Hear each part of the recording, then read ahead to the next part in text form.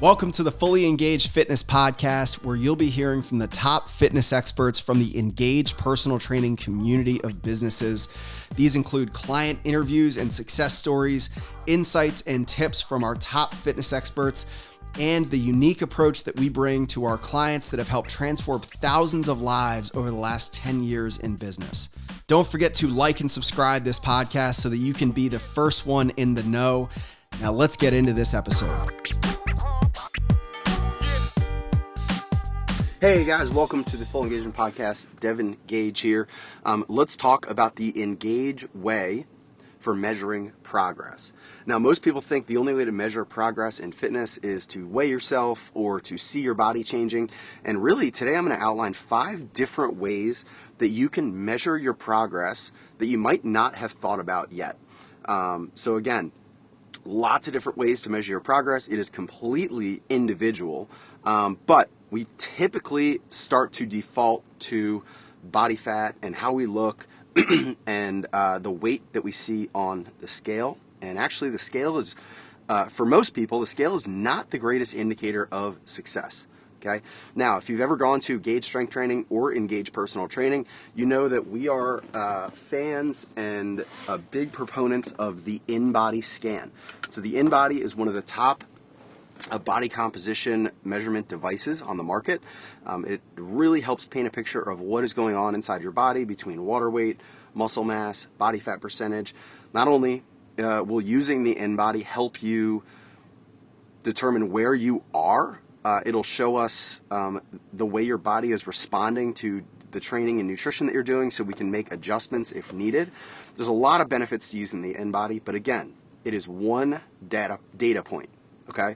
Now, before I go into all of these metrics, what I want to say is measuring your progress is incredibly important, but you cannot determine your self-worth with your fitness progress. Okay. Use this stuff as a simple data point and not attach your self-worth to it is the best advice that I can give you. If you have the mindset that I will be happy when, or I will be satisfied when, you will have a really difficult time on this fitness journey. It sounds cheesy, but you have to love the process. You have to love the day-to-day journey, and you have to learn to appreciate every single step of the way. And in fact, if you learn to do that, your results will come way faster. There's a lot of research in what they call like positive psychology, in that people that are happy now or enjoying the process will see results faster than people that will only be satisfied when they reach a result. Okay, so really important for you to remember and take note of. Now let's dive in. There are 5 typical ways that I would recommend tracking your progress. And a really important note is it's very difficult to track progress if you don't get a baseline. So if you have not, do what I call like a baseline audit and try to collect as much data and as many numbers and just paint as clear of a picture of where you are right now so that then we can start formulating really good goals. Okay, I like to use the analogy in goal setting that trying to reach a goal is a lot like putting a GPS or a destination in a GPS. If you ever put a destination in a GPS system, the first thing it needs to calibrate is where are you now? Because if your destination is Boston, Massachusetts, the route is going to be very different if you're coming from Philadelphia or if you're coming from Missouri. All right? So you've got to get a really clear picture of where you are now. And I'll give you a real life example of why that's important. Sometimes people think they need to lose weight and they don't even know what they weigh, or they don't know what their body fat percentage is, or they don't know what their lean muscle mass is. And that's not a really good way to approach a goal. You've got to know exactly where you are now. So you want to do a self-audit on all things that you feel are important to you. So the first one of those that we like to consider that most people don't realize and don't get a baseline for is your overall resting heart rate. So your resting heart rate is essentially what is your average heart rate at rest? This is a really good indication of your overall health and stress. People with a really high or elevated resting heart rate just means that they're a little far off from optimal health. It is a really good indication of overall health when you keep your resting heart rate nice and low, improves cardiovascular health. It's just a sign that you are in pretty good shape. Okay, so if you don't know your resting heart rate, you need to go and calculate that, because it's a really, really good data point to show, even if the scale doesn't change, even if you don't feel like you're making progress, a lot of people see progress in their resting heart rate. All right, and that's going to increase your energy. It's going to increase your sleep. As a side effect, typically, if you can get your resting heart rate down, your stress levels will decrease. Your body fat typically goes down. So it is just like a side effect of all the other things. It all kind of comes together when you get your resting heart rate lower. Okay, so that's the first data point. Essentially, you can use your Apple Watch. If you've got any sort of like Fitbit measuring device, it's a pretty simple way to do that. Or what you can do is you can take your 2 fingers and track your pulse for a minute and count how many beats per minute you have. Okay. You can also simplify it by doing it for 10 seconds and multiplying by 6, because that's a minute. Okay. So all really good ways to track your resting heart rate. Following a well-rounded exercise program involving like cardiovascular elements, aerobic elements, anaerobic elements, that is all tools like we do at Engage and GST to get your resting heart rate down and improve your health. All right. And I'll even add that that's probably one of the most significant changes that you will see if you train in any of our companies. Because even if the scale doesn't change, you are getting healthier. And you just might not know it if you don't track this one piece of data. All right? So resting heart rate is number 1. Number 2 is your sleep data. Okay? Most people sleep horribly, but they have never gotten a baseline or have no idea like what good sleep is. Poor sleep is kind of a symptom of an unhealthy lifestyle, carrying too much body fat, or just diet and alcohol and caffeine and screen time. There's a lot of elements to sleep, but sleep is like a catalyst for everything else. You're having a good sleep, good quality sleep, is just going to make everything else in your better. You're going to think better. You're going to be more productive. You're going to have more energy. Your body will function better. You will digest food better. Everything improves when your sleep improves. So the best ways to measure sleep. First, you got to get a baseline, right? And this can be as simple as rating yourself on a scale of 1 to 10. How do I feel when I wake up in the morning, right? Am I like completely groggy and, it takes like a lot to get out of bed. You need caffeine. You need to just give yourself a 1 through 10 rating. And, again, if you want to do this all manually, having some sort of sleep log could be helpful. Measuring how you feel waking up and what you did before bed the night before. Okay? A few things like alcohol before bed is going to wreck your sleep.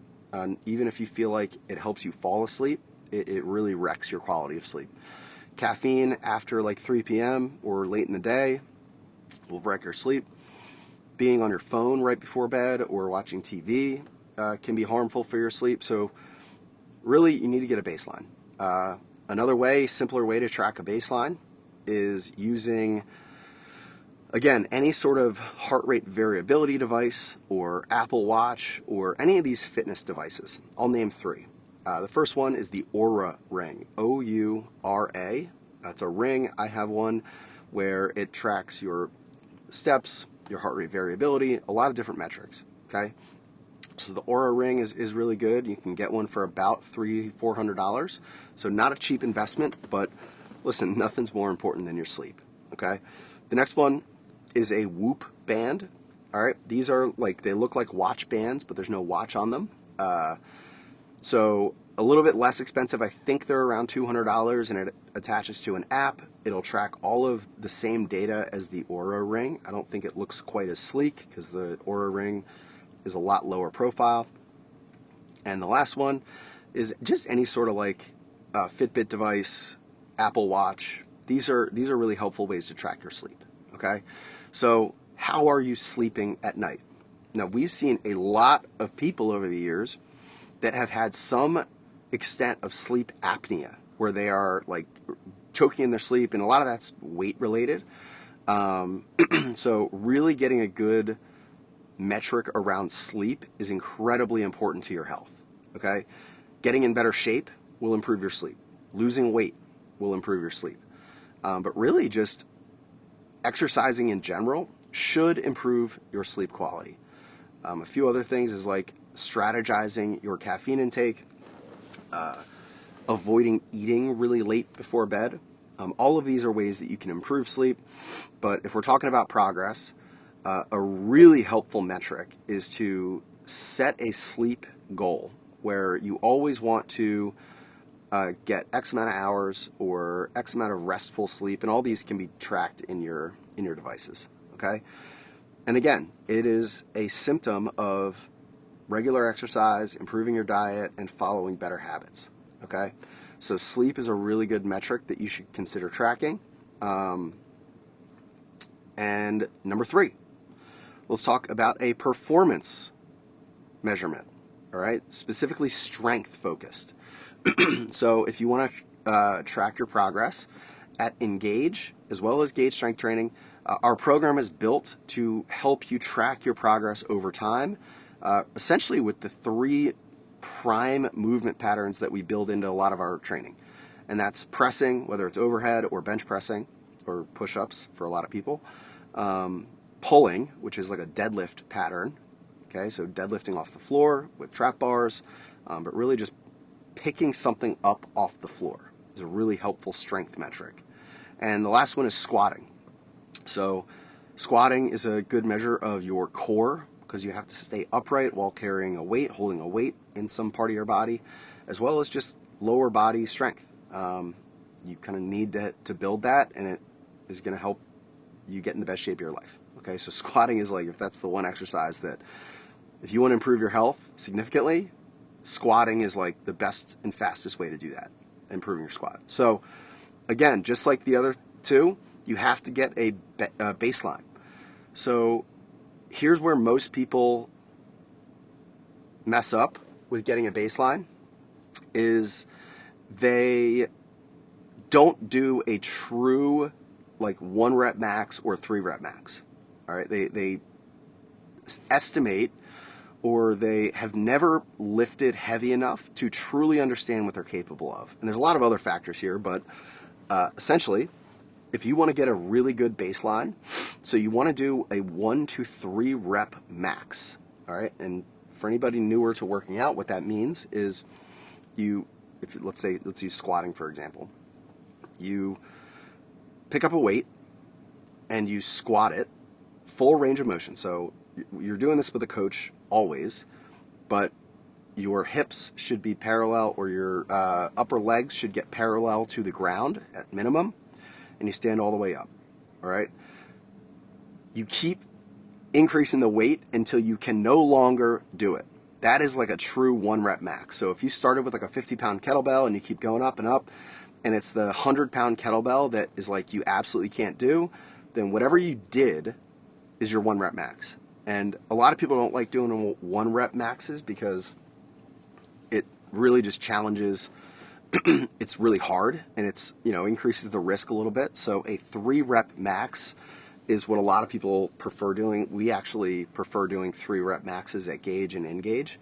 And the reason is it's just a little bit safer, but it is harder to quantify because sometimes it can be hard to tell if you truly maxed at 3 reps or if you had 1 or 2 reps left if you really pushed yourself. But essentially what you want to do is you want to do that same thing for 3 reps, and you want to get to a weight that you can only do 3 reps. You couldn't do another rep if you tried. If you tried and poured everything you had into it, you couldn't do another rep, right? That is a true 3 rep max. All right? So you have to get that baseline, and then you want to set goals to increase it, and you can talk to your coach about this. There's a lot of nuances and programming things that we can talk about, but having that specific goal is really helpful. And for people that have this goal, a lot of times you will lose body fat in pursuit of that goal without even focusing on it.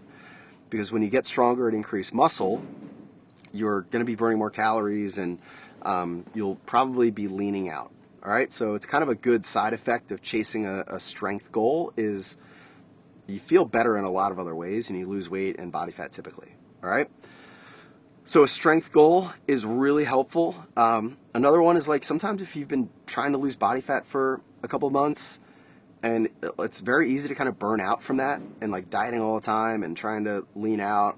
Like sometimes just change it up. Choose a month or 2 months, chase a strength goal, eat a little bit more, and just push yourself in a different type of way. It's a really good mental break as well as all the actual benefits. All right, so that is another thing that you can work on is a strength goal. And again, that baseline, track it. Okay. Up next, conditioning. All right, a performance conditioning goal. Conditioning is essentially your ability it's your endurance. All right, your cardiovascular health. So whether you want to do long distance like a 5K or marathon time, or whether you'd like to track a sprint time, we always find those short bursts of high intensity conditioning drills are a lot more effective, and they kind of have the best bang for your buck. So finding something like a ski erg or a rower or an Airdyne bike or a sled where you can test your conditioning is a really good way to measure your progress. And again, you have to get the baseline, and you have to like really push yourself to the absolute limit, because if you don't go almost too far, you'll never really know how far you can go. So conditioning is very much like that. It's going to be very hard. You may feel nauseous. It's going to be really hard, but it truly is like a great way to challenge yourself, is to find a metric for your conditioning and keep testing and pushing yourself and remeasuring and trying to get better. And it's always got to be the same thing. So if it's the rower, you choose 1,000 meters and you do it as fast as you can, and then you continue working out over the next month, and then you retest and you try to beat that time. You'll amaze yourself every single time, promise you. And again, the scale might not be moving, but you should be able to improve your conditioning. Last thing I'll say about that is you also want to tie in all the other factors. Like if you're supposed to do a conditioning test and you slept really horribly, or you're coming after work where before you did it before work, you want to kind of keep all those things in mind. Don't let it affect you too much or stop you from trying, but there are other factors that you want to keep in mind, right? So, or even your diet, like if your diet was really bad, blah, blah, blah. So that's another thing to keep in mind regarding conditioning. You have to get that baseline. And CrossFit, I think, does a really good job of this, because CrossFit has, the kind of the CrossFit, like the OG WODs they do. Listen, I'm not a CrossFitter, so I may be butchering like the lingo, but CrossFit's got like the Nancy workout and the Debbie, I don't remember the names, but they've got like these series of workouts that they sprinkle in, and they test you and retest, and they use that as a measure of your progress. And a lot of times there's leaderboards and things like that. You should be trying to create your own leaderboard for yourself in this type of conditioning test. All right? So find the tool, work with your coach on the best way to measure your conditioning, and just hammer away at it and retest later on. Okay? Now the last one is probably the most individualized and unique, is whatever activity you're really into. Following an activity-specific metric. So we work with a lot of golfers. We work with a lot of like skiers. So taking note of an exact baseline before starting a program. If you're a golfer, like go out and go to the driving range and just smash a bunch of balls off a tee and see how far you can drive. That's a really easy one. I'm not a golfer, so I'm sure there's other ways to track a baseline, but track how far you can drive a golf ball. Another one, just off the top of my head, could be, can you carry your clubs for 18 holes? All right? Or what hole do you like really start to feel it and, start to like really wear out? Take note of that. So activity specific. If you're a skier, how many runs can you do without taking a break? How fast can you get down a very specific slope? How many hours in a day can you ski? These are like the things that you don't see these changes happening every day. But I always like to use the analogy of it's like watching your hair grow. You don't see it happening every day, but every 6 weeks you're going to be like, holy smokes, I need a haircut. Like you step back and you see it and you're like, oh, wow. There's a really fun story that one of my coaches, one of my mentors, like my actual life coaches, talks to me about. His name is Charlie Houck from Growth Dynamics. He's here in Westchester. He's an unbelievable coach. Little plug there. But he was on some conference or event, and they went bowling. And he was like, I was just ripping this bowling ball down the lane. I've never felt that strong before. And he's like, he tied it back to what he was doing here. So again, he's not like an avid bowler, but he felt really good. And that's a really important thing for adding life to your years. Okay? A lot of times we talk about having a goal of living longer, right? Sometimes it's more important to just add more life to those years. And that's, how you can become more, set a goal that's more activity specific, right? So those are the 5 ways that I would encourage you to track your progress outside of body fat percentage, outside of muscle, and outside of weight. Never going to be the best indicators of your overall progress, and really things that most people never stop and take the time to track because they've never gotten a baseline. You start to hear a lot of things like, yeah, I felt really good on the slopes, but I don't know. I don't know how to measure that. I don't know how to do that. I feel better, but I can't quantify it, right? Let's try to find some data to attach to how you're doing so you can feel a lot better, because if you only track weight, it can be really discouraging when it stops. When you stop losing weight, when your body fat percentage stops, and it's really helpful to change your focus to something else, not only to give yourself a little break, but it will probably help you lose body fat anyway. So just to sum it up, the 5 ways to track progress outside of the scale is your resting heart rate, your sleep, a strength performance metric, a conditioning performance metric or endurance, and some sort of activity-specific metric. So I hope this was helpful, guys. If you have any questions, you can always email me at devin@gagestrengthtraining.com. And make sure you like and subscribe, comment on whatever platform about how much you love the podcast, and I'll see you next time.